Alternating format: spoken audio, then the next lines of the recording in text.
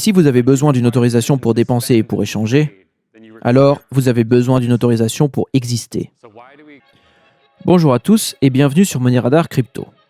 Aujourd'hui, nous avons le plaisir de vous présenter la traduction d'une intervention d'Eric Voorhees, le fondateur de l'exchange Shapeshift. Dans ce discours, prononcé à la conférence Permissionless en septembre 2023 et intitulé « Pourquoi sommes-nous ici ?», Eric Voorhees tente de rappeler aux membres de la communauté crypto les objectifs premiers qui ont mené à la conception des crypto-monnaies. Voorhees fait référence au nom de la conférence à de multiples reprises au cours de son intervention, que nous avons choisi de traduire par sans permission ou sans autorisation par souci de clarté et de concision. Il faut cependant noter que nous aurions pu traduire littéralement le mot permissionless par la notion un peu barbare de non-permissionnabilité. Cela nous aurait permis de souligner la nuance entre le fait d'accéder à un outil sans avoir la permission de le faire et le fait de construire un outil qui a été spécialement conçu pour ne pas reposer sur un système d'autorisation et d'interdiction, et pour être toujours accessible à tous. L'argumentaire de Voorhees repose en partie sur ce concept, et le président de Shapeshift plaide en faveur d'un futur régi par le code et non pas par les lois des hommes, qui peuvent être et ont été détournées et utilisées arbitrairement pour interdire aux citoyens l'accès à certains services. On a pu en voir récemment un exemple avec le convoi de la liberté au Canada, les manifestations des camionneurs, dont certains ont subi une suspension bancaire impromptue et extrajudiciaire. La harangue passionnée d'Eric Voorhees contre l'establishment lui a valu d'être critiqué vertement par Yuga Kohler, ingénieur senior chez Coinbase, qui lui a reproché sa naïveté et ses accents antidémocratiques et malhonnêtes. Selon Kohler, cette rhétorique d'idéologue révolutionnaire n'a pas sa place dans l'écosystème crypto, car elle risque de mettre en péril l'adoption mondiale. Pour Kohler, le secteur crypto ferait mieux de reconnaître les mérites de nos institutions démocratiques et de la soumission à la loi. Nous vous laissons le soin de déterminer par vous-même quel argumentaire vous semble le plus convaincant. Sans plus attendre, voici l'intervention d'Eric Voorhees à Permissionless.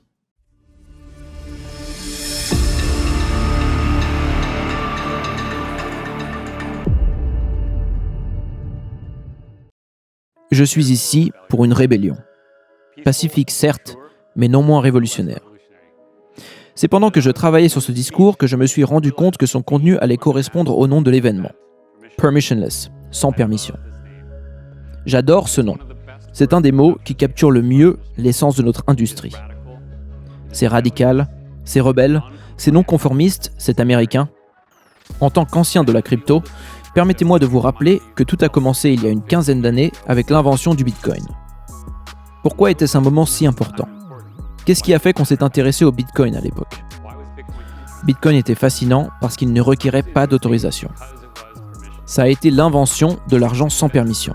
Et l'implémentation des contrats intelligents sur Ethereum quelques années plus tard nous a permis de disposer de tous les outils dont nous avions besoin pour construire un système financier fonctionnant entièrement sans permission. Cet attribut est révolutionnaire, et il reflète plus que tout autre l'essence de la crypto. Cet attribut imprègne tous les bons projets dans nos écosystèmes. Si quelque chose n'est pas sans permission, nous devrions le considérer au mieux comme un tremplin vers quelque chose qui l'est. Mais n'est-il pas intéressant de constater que le fait d'être sans autorisation est d'une telle nouveauté, et que sa réalisation a été si complexe ? N'est-il pas intéressant de constater qu'en ce qui concerne l'argent, avant la crypto, tout mouvement de fonds nécessitait l'autorisation de quelqu'un. Si vous pensez que l'argent liquide est sans autorisation, c'est que vous n'avez pas tenté de le déplacer sur une longue distance. Essayez de passer 10 000 $ à travers une frontière et votre soumission à l'obtention de certaines permissions se rappellera très rapidement à vous. Non seulement l'argent liquide n'est pas sans permission, mais nos sociétés l'utilisent de moins en moins, nonobstant ses vertus. Nous pouvons remercier le ciel qu'une forme de monnaie numérique sans permission ait été inventée, car cela s'est produit juste à temps. Mais d'ailleurs, pourquoi tout cela est-il important ? Considérez que pratiquement toute action dans la sphère économique nécessite de l'argent. Et dans un monde où la plupart des gens ont du mal à gagner assez pour se nourrir correctement, cette sphère économique a littéralement un droit de vie ou de mort sur des milliards de personnes. La plupart des gens n'ont pas le luxe de vivre leur passion. Ils peinent, ils travaillent dur, et ils effectuent des transactions parce qu'elles sont nécessaires à leur survie. L'argent est donc une chose fondamentale pour notre existence humaine. C'est pour cette raison que nous devons nous soucier de sa qualité, de sa moralité et de ceux qui le contrôlent. La permission est souvent subtile, mais elle est omniprésente. Chaque fois que vous payez avec votre carte bancaire, une permission vous est accordée. Il peut sembler que cette autorisation consiste simplement à vérifier que vous avez assez d'argent sur votre compte. En réalité, un autre niveau d'approbation beaucoup plus insidieux rentre en jeu. La banque, les institutions financières, le gouvernement, une longue chaîne d'acteurs qui vous sont étrangers et que vous ne rencontrerez jamais doit bénir chacune de vos transactions. Vous n'êtes pas conscient de cela, car cette permission est généralement accordée. Tant que tu te comportes bien, citoyen, la permission te sera donnée. Mais si vous avez besoin d'une autorisation pour dépenser et pour échanger, alors vous avez besoin d'une autorisation pour exister. Pourquoi acceptons-nous ce monde dans lequel vous êtes libre d'effectuer des transactions uniquement à la condition qu'elles soient approuvées par de tierces personnes? Ceci, bien entendu, n'est pas la liberté. C'est une forme d'asservissement, une forme de servage. Le fait que nos fers nous semblent légers la plupart du temps ne doit pas nous faire oublier que nous sommes enchaînés. Plus ils sont tolérés, plus ils deviendront lourds. Reconnaissons que les lois qui restreignent nos affaires personnelles s'ajoutent les unes aux autres et ne sont que rarement abrogées. Pensez aux citoyens lambda d'il y a 100 ans et comparez-le à l'homme d'aujourd'hui. Lequel des deux était le plus libre économiquement?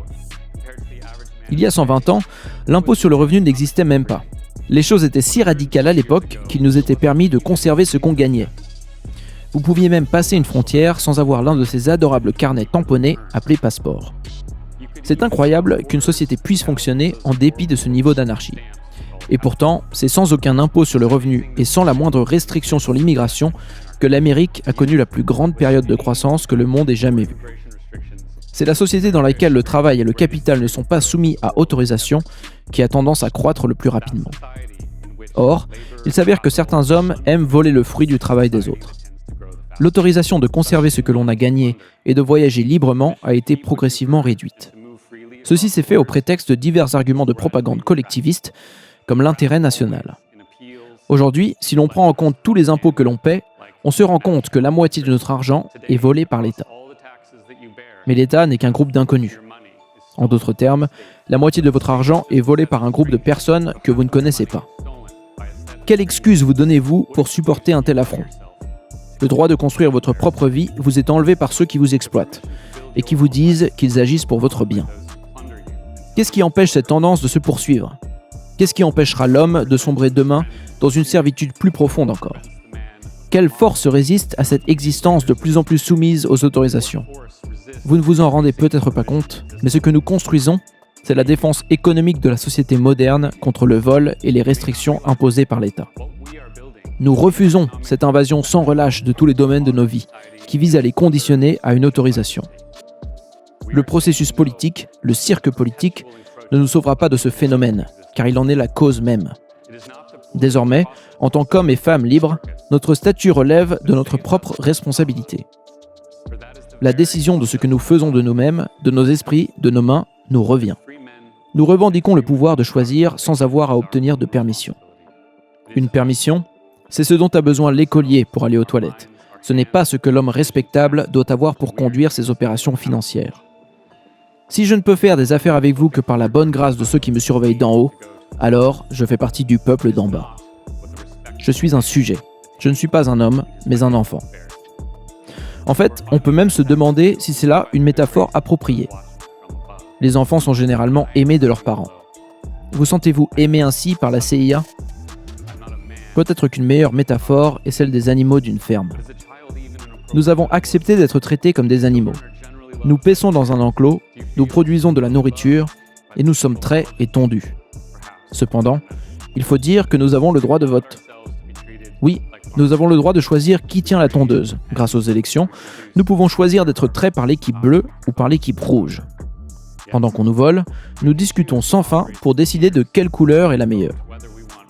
Pour que nous ayons consenti à nous soumettre à ces nombreuses permissions, il faut vraiment que nos dirigeants nous aient inspiré le respect, qu'ils nous aient éblouis par leur grandeur et leur noblesse, que leurs esprits nous aient semblé brillants et leur moralité sans faille, qu'ils nous inspirent sans cesse et qu'ils nous guident vers un lieu que nous ne pourrions atteindre sans eux.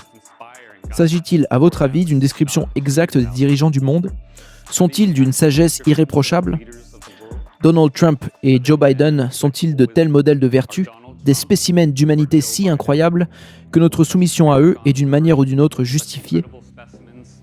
Quand je regarde la classe politique, cette légion de bureaucrates qui têtent au sein des richesses volées, qui se couvrent de tous les ornements de l'autorité, avec tout leur orgueil déguisé en confiance, et avec l'insincérité de leur sourire qui n'a d'égal que l'absurdité de leurs idées, je ne trouve aucune raison de me soumettre aux permissions que l'on cherche à m'imposer. Nous ne devons rien à ces personnes, mais nous devons beaucoup à l'humanité. C'est pourquoi nous sommes ici. La crypto est notre rébellion. La crypto est notre rébellion, c'est une rébellion contre un système indigne et contre l'autorité qui lui a été conférée. C'est une rébellion contre la coercition et la servitude. C'est notre rébellion contre ceux qui ignorent les lois de l'économie, contre les perpétuels donneurs d'ordre, contre ceux dont l'éthique est inopérante. La crypto est notre rébellion contre le monde de la permission. Ce n'est rien de moins qu'une reconquête de notre dignité et de notre grâce en tant qu'individus souverains et libres au service d'une civilisation pacifique. Voici pourquoi nous sommes ici. La vérité est que, pour faire de grandes choses, nous n'avons pas besoin de la permission de ces petits tyrans qui ne construisent rien. C'est le principe même sur lequel l'Amérique a été fondée. L'autorisation de l'État n'est qu'une façade, une ruse tolérée uniquement par ceux qui souffrent du syndrome de Stockholm. C'est un voile placé devant nos yeux et qui n'est efficace que parce que nous avons été trop faibles, trop effrayés, trop impuissants, trop distraits et souvent un peu trop à l'aise pour se décider à l'ôter et à contempler la réalité. Beaucoup d'entre nous dans cette industrie ont décidé de lever ce voile. Nous avons vu que Washington DC n'est pas plus nécessaire au bon fonctionnement de la société aujourd'hui que le roi George et le Parlement anglais ne l'étaient il y a 250 ans. La crypto est une technologie de liberté individuelle et une déclaration d'indépendance financière. La crypto nous donne la liberté d'agir selon nos propres intérêts économiques en tant qu'hommes et femmes souverains dans une société juste. La liberté de commercer, d'échanger, de négocier, de construire, de troquer. Nous avons toutes les raisons d'être optimistes. Nous vivons à une époque historique, à l'aube d'une révolution pacifique permettant à deux personnes d'échanger de la valeur sans requérir l'autorisation d'une tierce partie. Est-ce que cela vous fait peur ou est-ce que cela vous fait rêver ? Nous devrions nous rappeler que l'hubris peut affecter tout le monde. Pouvons-nous être sûrs de ne pas pécher nous-mêmes par excès d'orgueil ?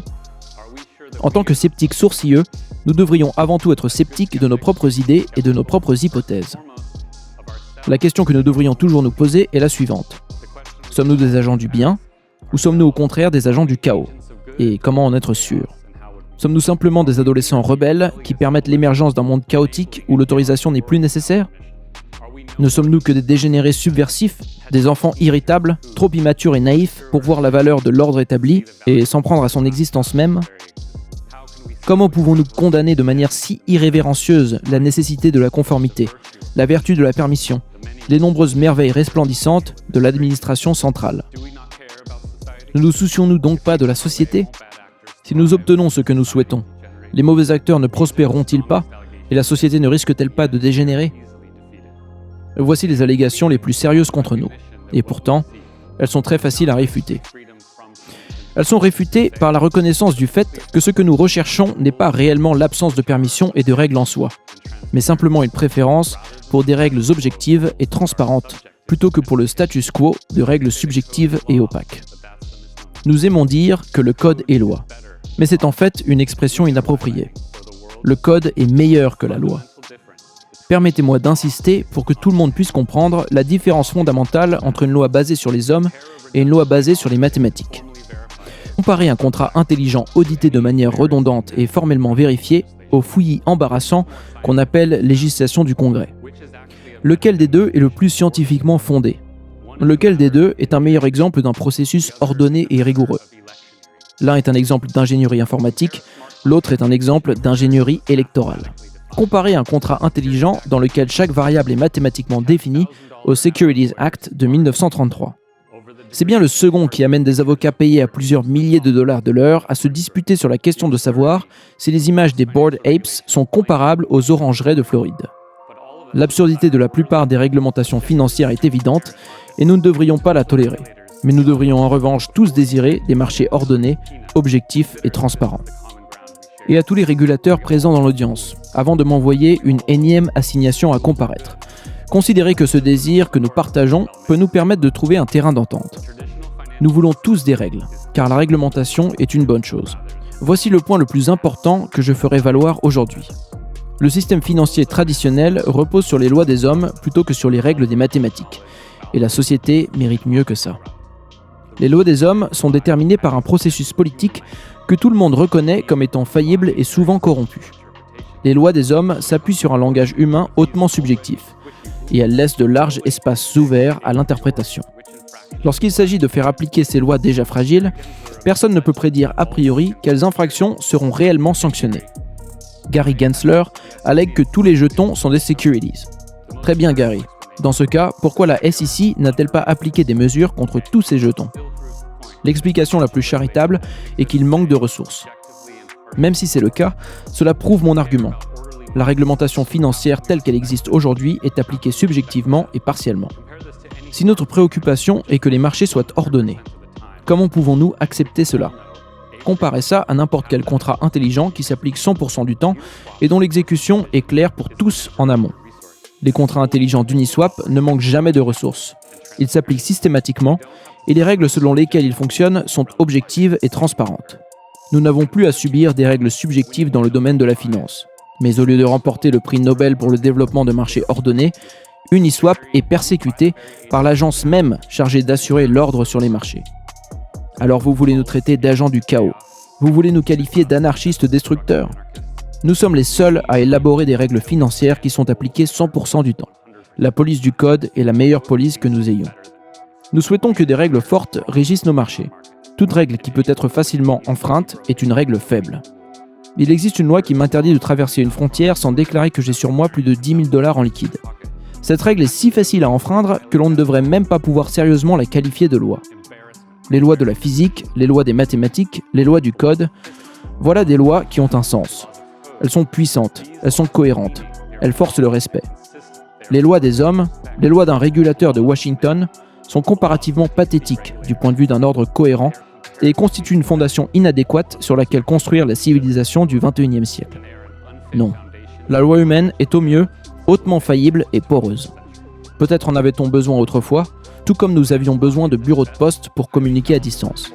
Pourtant, la Poste et la SEC existent toujours, vestiges embarrassants d'une période révolue, même si je suis sûr que leurs budgets augmenteront encore l'année prochaine. Comparez maintenant les lois subjectives des régulateurs à la loi du code des prétendus adolescents rebelles. Comparez la loi Dodd-Frank, ce détestable pavé de 2300 pages qui a donné lieu à 400 nouvelles réglementations financières et donc des milliers d'autres pages, avec les contrats de prêt d'AAV.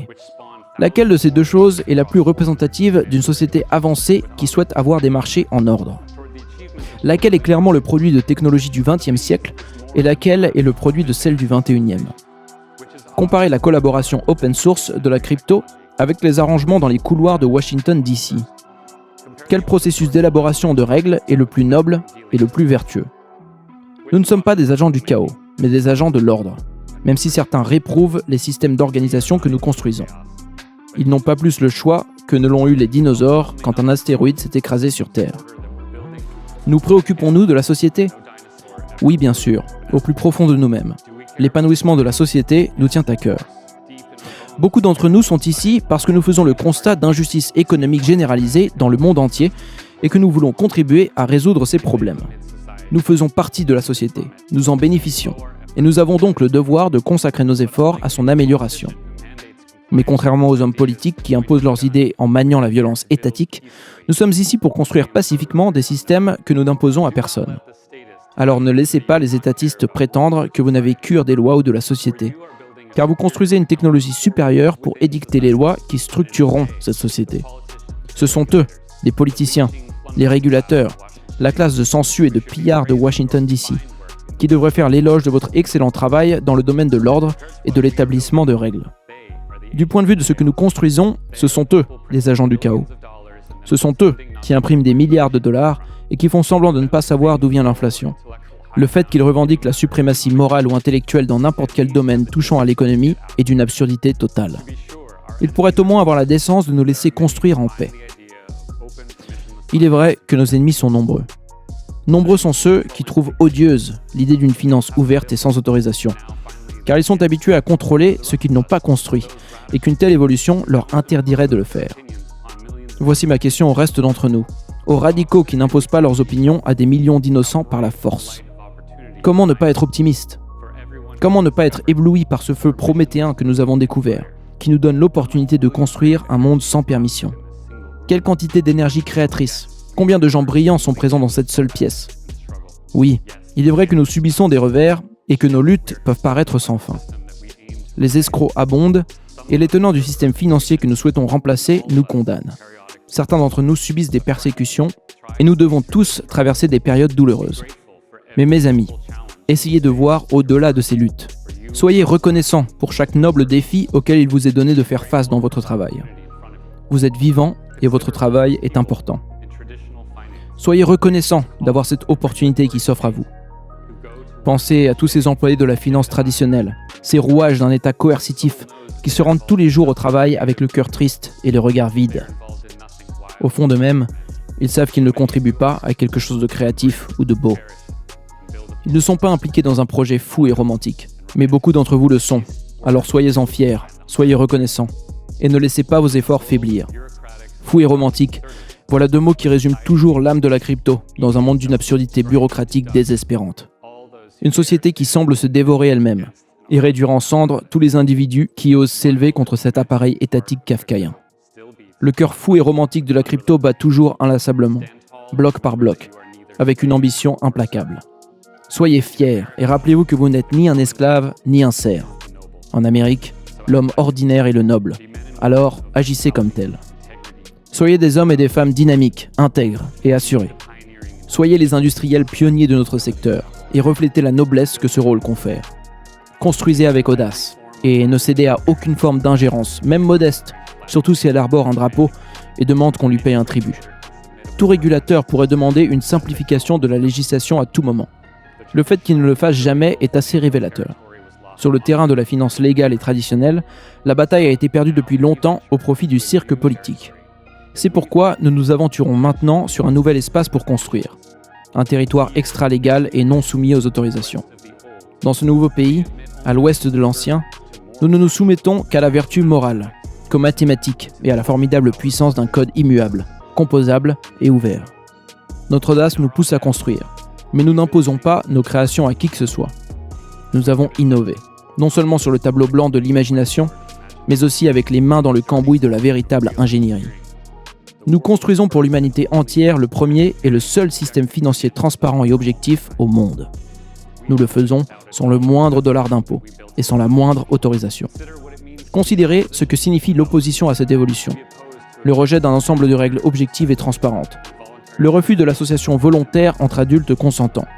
Et l'exigence de la conformité et la soumission de citoyens pacifiques sous la menace de la violence. Examinez ceux qui agissent ainsi et vous découvrirez où se terrent pitoyablement ces ennemis de l'humanité. Ils ont cessé de nous ignorer, ils se moquent toujours de nous et ont visiblement commencé à nous combattre. Mais nous gagnerons, argument éthique mis à part, car l'homme est une créature capitaliste et le capital circule là où il est valorisé, tout comme l'eau s'écoule naturellement pour occuper l'espace où elle est déversée. Les autorisations du système fiat contraignent et étouffent, et notre alternative décentralisée et ouverte est prête à recevoir ce qui s'en échappe. La véritable innovation est une chose compliquée, se perdant parfois en méandres inutiles et retournant parfois sur ses pas. Mais les capitaux afflueront vers une finance décentralisée bien ordonnée, aussi sûrement que l'eau du fleuve s'écoule vers la mer. Ce sont là deux choses qui se produisent naturellement et qui se produisent sans permission. Merci.